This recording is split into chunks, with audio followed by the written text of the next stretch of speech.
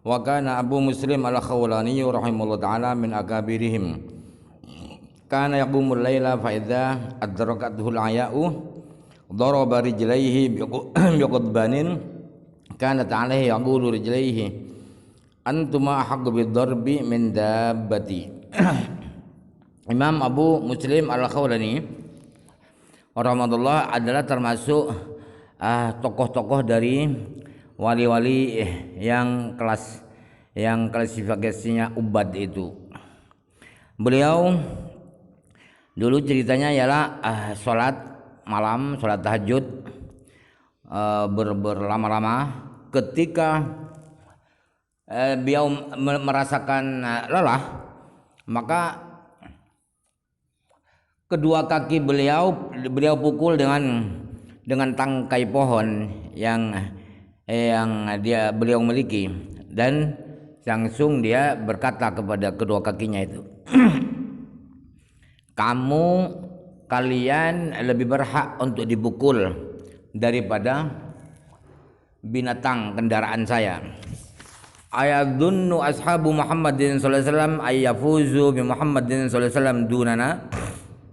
Apakah sahabat-sahabat Nabi Muhammad mengira bahwa mereka sukses bahagia mendapatkan Nabi Muhammad SAW?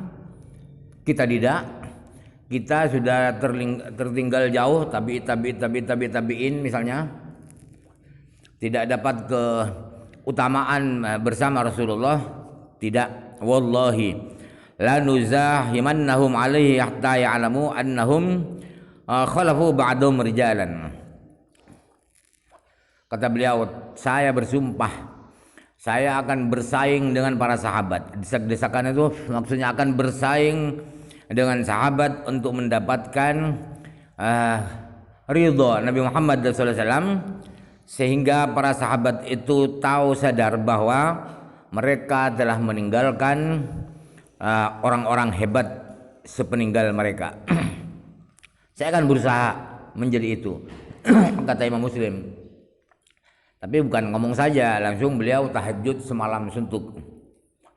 Qala Sayyidi Muhyiddin radhiyallahu anhu, laqina minhum jama'atan katsiratan dzakarnahum fi kutubina wa ra'ayna min akhwalihim ma tadhiqul kutubu anha.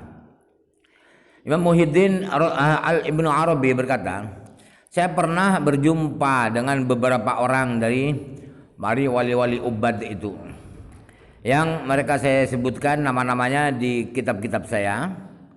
Dan dari gerak-gerik perilaku mereka saya lihat menakjubkan, yang kitab-kitab tidak memuat untuk menerangkan, untuk menuliskan perbuatan akhlak mereka. Aminhum radhiyallahu anhum az-zuhadu wa hum alladzina tarakud dunya an qudratin. Ada lagi kelas para wali itu namanya zuhad, orang-orang yang zuhud, orang-orang yang tidak suka materi dunia. Mereka adalah orang-orang yang meninggalkan materi dunia, gemerlap dunia, angkudrotin, dalam keadaan mereka mampu. Artinya ketika kaya raya, mereka tinggalkan kekayaan itu. Jadi bukan yang zuhud terpaksa seperti kita, tapi mereka mampu menjadi orang kaya, tapi mereka tidak mau jadi kaya. Itu adalah wali-wali zuhad. Wa khatalaf ashabuna fi man laisa indahu wala biyadihi min ad-dunya syai'un wa huwa qadirun ala darabiha wa jam'iha ghairu annahu lam yaf'al wa tarakat darabah fa hal yulhaqu bizuhadi amla. Teman-teman kami, ulama kami berbeda pendapat tentang orang yang tidak punya sedikit pun dari materi dunia, dan di tangannya tidak punya uang sama sekali, tetapi dia mampu untuk mencari materi dunia itu untuk menumpuk kekayaan, mampu. Akan tetapi orang ini tidak melakukan dan dia tidak mencari kekayaan itu. Apakah termasuk zuhad apa tidak? Itu beda pendapat. Pertanyaan ini para ulama beda pendapat. Famin qailin min ashabina innahu yulhaqu bizuhadi amin qailin la zuhda illa fi hasilin fa innahu rubbama law hasala lahu syai'un minha ma zahada. Ada yang berpendapat dari teman-teman kami mengatakan bahwa orang yang tidak punya uang sekali tapi bisa mencari uang itu tidak mau mencari itu masuk zuhad, masuk kelasnya wali zuhad. Kemudian ada pendapat yang sebaliknya, yaitu tidak, dia tidak termasuk zuhud, tidak masuk zahid, kecuali zuhudnya pada uang yang sudah dia miliki, yang sudah ada, fi hasil itu sudah ada, dia tinggalkan, dia sedekahkan, dia kasihkan fakir miskin sehingga dia tidak punya apa-apa. Itu baru dikatakan zuhud. Pada yang pendapat kedua. Sebab apa? Sebab bisa jadi ketika dia gemerlap dengan dunia itu dia miliki, dia tidak zuhud. Jadi harus ada bukti, yaitu punya uang misalnya berapa ratusan juta atau jutaan, kemudian uang itu dia tinggalkan, dia kasihkan orang tidak mampu, baru dia zuhud. Kalau tidak ada bukti seperti itu, belum dikatakan zuhud. Sebab bisa jadi ketika dia banyak uangnya berubah tidak zuhud, makin rakus. Famin ru'asaihim Ibrahimu ibnu Adham wa hadithu masyhurun. Di antara tokoh-tokoh zuhad adalah Imam Ibrahim bin Adham. Beliau adalah seorang putra raja yang ayahnya meninggal, dia tidak mau menggantikan ayahnya, dia mau jadi zahid. Padahal dipanggil untuk menggantikan ayahnya yang meninggal dunia. Itu ada bukti beliau bahwa beliau benar-benar meninggalkan materi dunia. Wa qala Sayyidi Muhyiddin Ibnu Arabi wa kana ba'du akhwali minhum kana qad malaka Madinah Talmusan yuqalu Yahya bin Yafan. Imam Muhyiddin Ibnu Arabi berkata, salah seorang daripada paman-paman saya itu ada termasuk yang zuhad. Salah satu paman saudara ibu saya ada yang masuk zuhad, kata Imam Ibnu Arabi. Sebab itu beliau itu adalah pemilik kota Talmusan. Talmusan di Tunisia ya. Beliau adalah gubernur Talmusan atau raja Talmusan. Nama beliau namanya adalah Yahya bin Yafan. Wa kana fi yadihi fi zamanihi rajulun faqihun abidun munqadiun min ahli Tunisia yuqalu lahu Abdullah At-Tunisi abidu waqti. Di zaman beliau, di zaman paman saya yang jadi raja Talmusan itu ada seorang laki-laki yang humoris, suka membuat orang tertawa, tetapi beliau ahli ibadah yang fokus beribadah, bernama Abdullah At-Tunisi. Beliau adalah orang satu-satunya yang ahli ibadah di zamannya. Wa kana bi mawdi'in kharija Talmusan yaqulu al-abadu wa kana qad inqada'a bi masjidin ya'budullah fihi wa qabruhu masyhurun biha yuzaru. Beliau ini Abdullah At-Tunisi ini tinggal di suatu tempat di luar kota Talmusan. Di luar kota Talmusan beliau tinggalnya, yang nama desanya adalah Abad. Beliau menyendiri di sebuah masjid, beliau beribadah kepada Allah di masjid itu. Kuburan beliau terkenal di kota itu, di desa Abad itu. Banyak yang berkunjung, bertabarruk, berwasilah, bertawassul kepada beliau. Yang syirik ya, kata orang-orang Wahabi Yahudi itu, bonekanya Yahudi bilang orang ziarah kubur itu syirik, padahal mereka lebih syirik. Tuhannya adalah Zionis.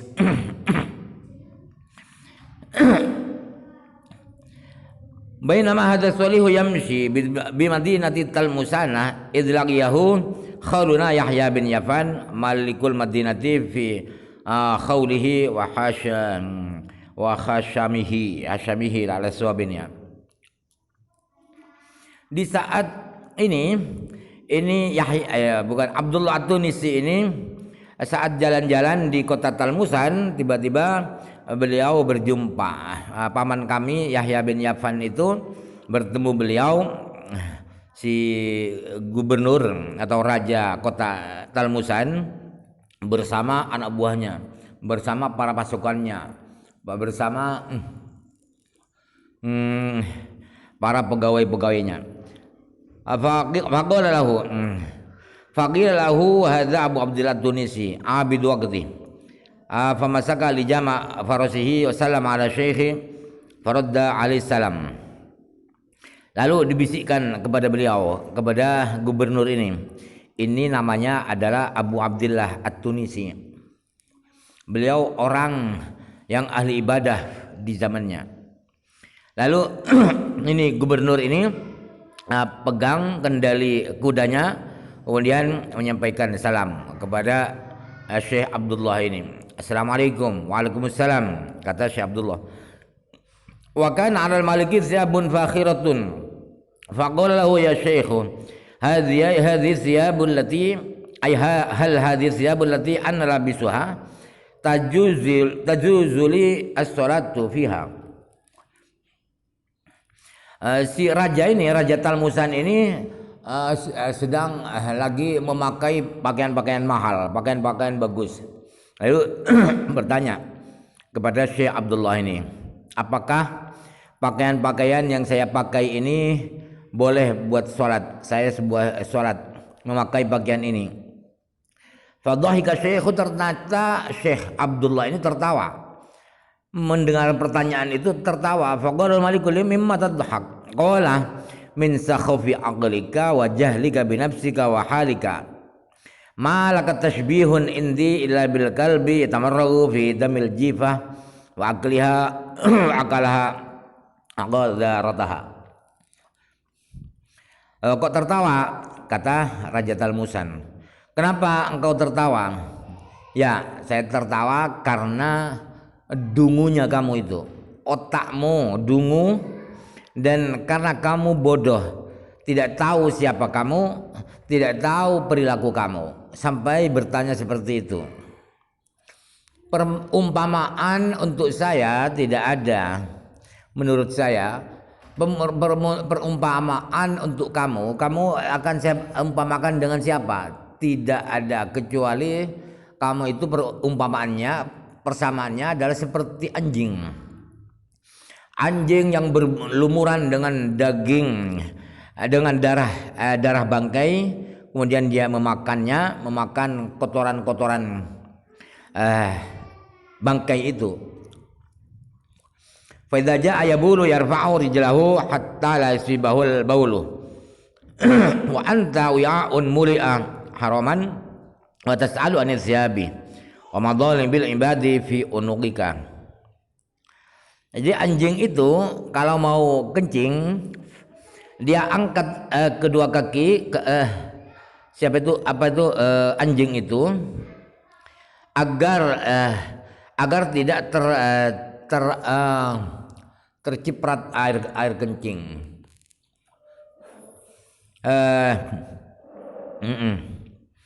Sedangkan kamu sendiri, kamu itu adalah sebuah wadah.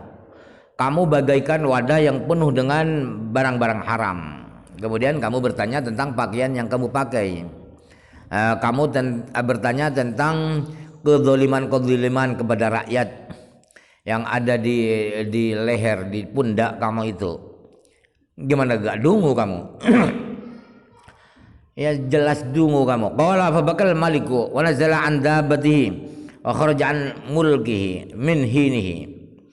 Ternyata jawaban itu, perumpamaan itu sangat menyentuh ke dalam hati si Raja Talmusan ini, sehingga beliau menangis dan beliau turun dari kendaraannya dan beliau lepaskan semua kerajaan saat itu juga. Minhin itu saat itu juga dia sudah mundur jadi raja Talmusan. walazima khidmat syekhi fasallakahu syekhu salasata ayamin. Kemudian dia mengabdi, dia aktif mengabdi guru ahli ibadah ini Abdullah At-Tunisi ini. Kemudian Syekh 3 hari mendidik suluk torikot kepada beliau. Semenjak Abi Hablin faqala lahu ayyuhal maliku qad faragat ayyamud diyafah qum fahtatib.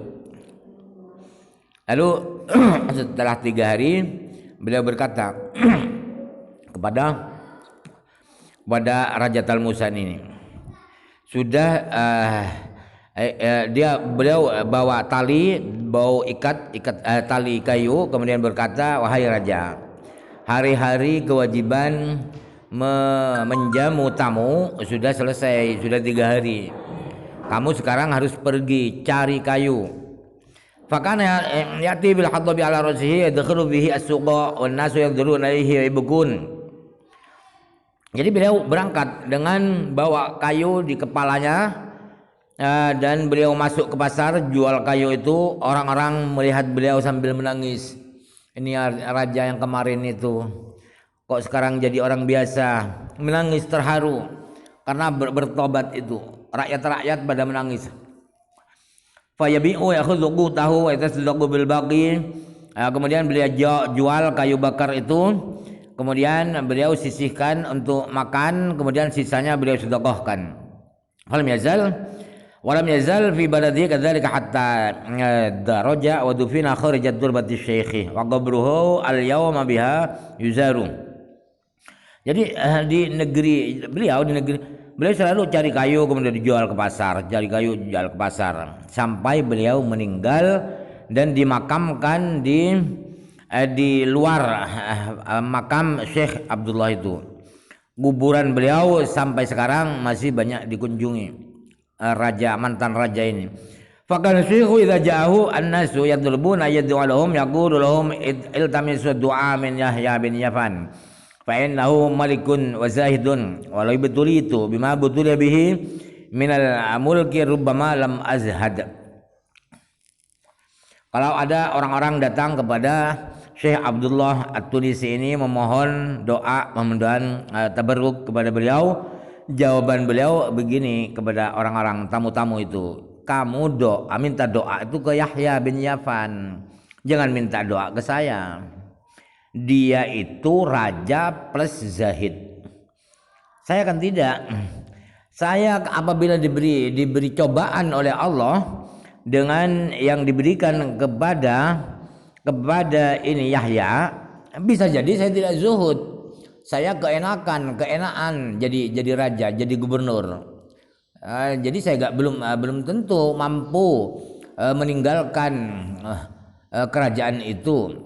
Kalau dia terbukti ini, kamu minta doa ke dia saja, kata beliau.